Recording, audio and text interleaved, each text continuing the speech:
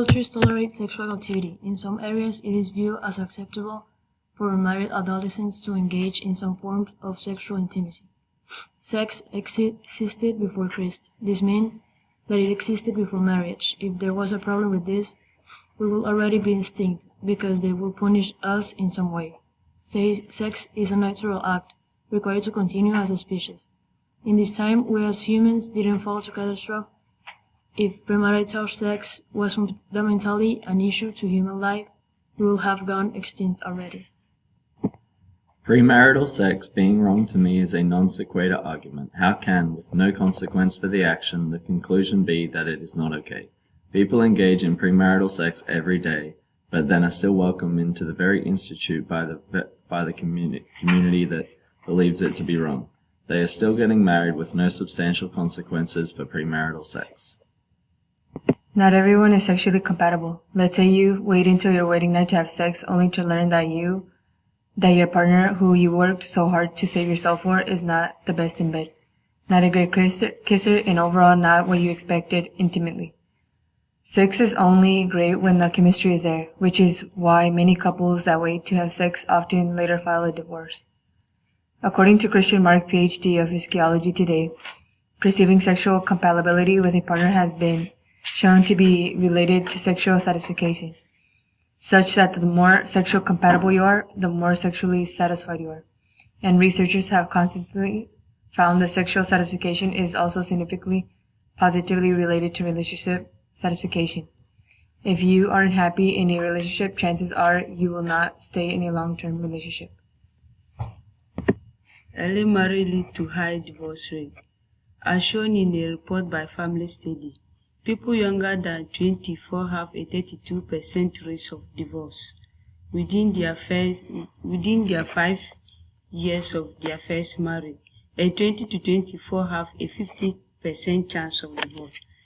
That shows that people who wait to have sex leads to unhappy marriage, and premarital sex leads to more sustainable marriage. For example, actress Hilary Duff famously saved sex for marriage. Once she was married, she and her husband got separated a year later. Also, Jessica Simpson was also a virgin until she got married to Nick in 2002, though they filed for divorce in 2005. Friedrich Nietzsche radically undermined the emphasis on logic, because not all people think the same. So we can look to intuition, and since we are having this debate, that means there are differing opinions on the subject based on people's intuition. For this debate, we have premarital sex is okay and premarital sex is not okay. The problem now is that we are still left with two contradicting statements. This breaks the rule of non-contradiction. Of the two statements, premarital sex is okay allows for both opinions on when to have sex to still occur, before marriage and after. So based on intuition, I would stand by premarital sex being okay.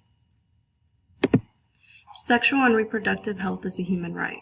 According to another definition, sexual health is to avoid sexually transmitted diseases, prevent unwanted pregnancies via contraceptive methods, and maintain positive and untroubled experiences, appropriate for the physiology of sexual health and out of sexual abuses.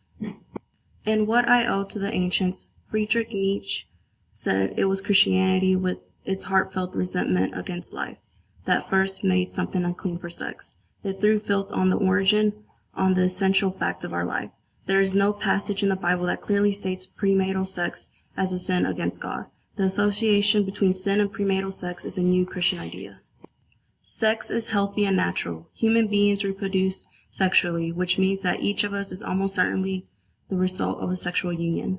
It is natural and normal for most mature human animals to want and pursue sex, and our bodies reward us when we do. We get some exercise and orgasm. Argument 9 for premarital sex. Sexually, mortality isn't about how long you wait. It's about how you treat yourself and the people you're with. Almost all Americans have before marrying. According to premarital sex researchers, that shows such behavior is the norm in the U.S. and has been for the past 50 years. The new study shows that by the age of 20, 75% of Americans has premarital sex.